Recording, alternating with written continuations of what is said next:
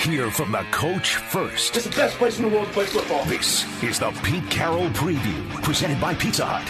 Here's your host, Steve Raible. Okay, Pete, thanks once again for joining us. We got another Friday upon us, and I know the disappointment from last weekend. We don't want to talk too much about that, but if there's any good thing about it is you've got a lot more games to play, so you got a lot more time to kind of get things right from what happened last weekend. Yeah, we do have a regular second half of 8 games to do something, and we know there's been a lot of shifts that have happened over the course of our background and all that. It does turn. We feel good about a lot of stuff. There's some things we got to get better at, and so we're going to go at it again and get Russ back on the field, see how he does this time out, and see if we can protect him and run the ball and do all the things we want to do.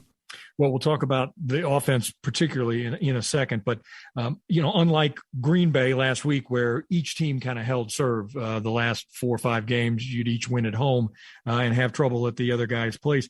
Arizona, it's just completely flipped. You guys win in the desert. They come up here and win at Lumen Field. What is it about this matchup between you two teams? I don't know, but we do feel really comfortable when we're there.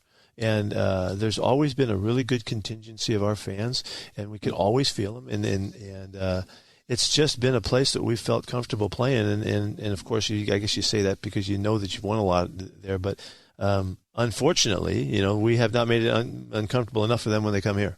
And you're going against the number 4 defense in the National Football League. It's not like these are the little sisters of the poor coming in here. This is a really good defensive team. So what do the Cards do so well on defense right now? Well, they're really aggressive. They're one of the higher percentage blitzing teams in the league, and they're willing to take their chances. And sometimes when you do that, you give up big plays. They have not done that, so they've been able to survive the big plays and be aggressive in it. So it's been disruptive.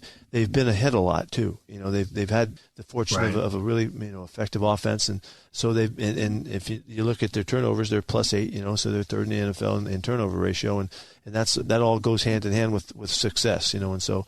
There's a lot of good things happening for them. They had a really big offseason, and they did a nice job. They're still working with the Kyler Murray rookie contract thing going here, and that's a real boost to your roster. So they're trying to enjoy it while they can, because it's not going to happen for long. He's going to get paid a lot pretty soon here. Exactly. Well, and they lost J.J. Watt, their big defensive guy that they brought in, but they haven't seemed to miss much of a beat with that.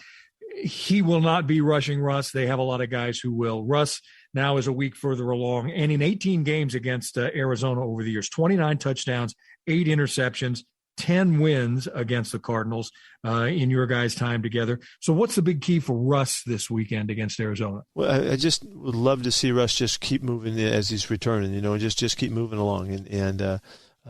We weren't as effective as we wanted to be last week. I'd like to see us, get after it and really just flow with the offense, let it all rip. Get him. I think he completed 20 out of 40 or something last week. That's not Russ. That he's way higher than that in general. And so let's get his numbers back up. But we got to work hard around him to do that. It's not all the thrower; it's the catchers, it's the protection, and all that. So we want to be a lot cleaner. Now, the other side of it is these guys are really good at defense, and they got a nice pass rush, and they're really aggressive. So we have to handle their pressure and do a nice job of getting the ball out, and as well as run the football. On the other side of the ball from Russ, certainly, when they have it, is Kyler Murray, or will it be? Colt McCoy as well. Both these quarterbacks. I'm sure you have a preference, but I'm also sure you're preparing, I would guess, for both these guys. Yeah, we have to do that. They're not letting it out what's going on right now, and I'm sure that they're going to play Kyler if they can. But Colt has had 2 really interesting games. The 49er game, they were just on fire and just tore it up. And you saw the Niners the other night. It was not the same looking ball game. Right. And Arizona had their way with them. And then they come back the next week with really high hopes, and here come the Panthers, and the Panthers just demolished them, and got after them in the other way. So they've had a really good game and a really tough game with Colt at quarterback. He's a really experienced guy, doesn't make many mistakes, efficient, solid, can run the ball a little bit, and seems to be very poised and handles the situation. He played really good against us when he was with the Giants last year, in a fill-in role, and did a really good job there. So we have familiarity. We know what we're talking about and what we're dealing with there. And but the other side of it is you have to prepare for Kyler, because if he's playing, he's all over the place. Sure. And he's a real lightning bug out there, and he's playing so good. He's averaging completing 30 or 73% of his passes. And he's up on his numbers, well touchdowns to picks and all that. We got to be ready, and we're doing it. We're preparing for the whole thing. Last question, and you talk about don't hurt the team. It's like the number one rule on the sign hanging in the locker room, and that includes guys who get penalties or doing stuff off the field or whatever. Talk us down, us 12s. How do you deal with sometimes the officiating drives all of us crazy?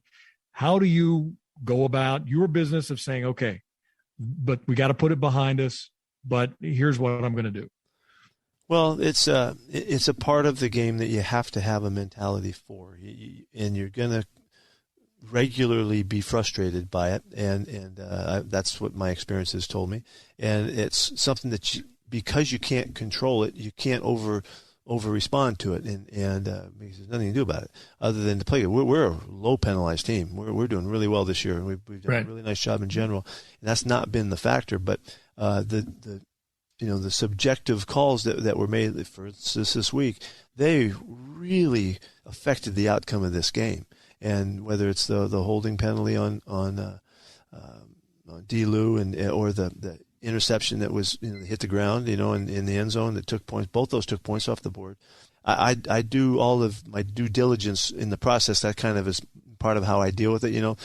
We turn in the stuff, we talk it over with the guys at the league office, and we go at it, about whether we agree or not, and constantly trying to stay abreast of how they're going to call things, and also how things are moving through the league. Things change. We got some new stuff this year, and they're calling things a little bit differently. Got some new situations, and things are happening differently, and we have to quickly adapt. We can't change them. So we have to adapt, but we need to understand them. So that's all about dialogue and getting through it. So.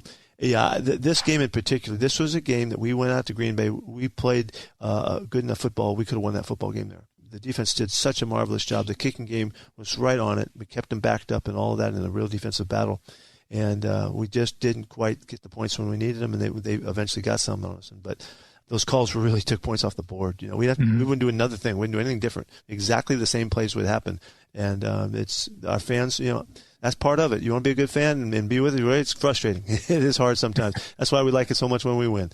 And so it's why we try so hard and we work so hard to win, so that we don't have to face that kind of stuff. You got to play over and above that factor, of what the officials can bring. So, well, then we will just all go out there and, as we always do, we hope for a big win on Sunday against the Cardinals. Pete, I appreciate your time as always. All right, Rapes. Thank you. Let's have a good one. Touchdown, Seahawks! The Pete Carroll Preview on Seattle's Morning News has been brought to you by Pizza Hut. Catch the game right here on KIRO Radio 97.3 FM, your home for the Hawks. Holy catfish!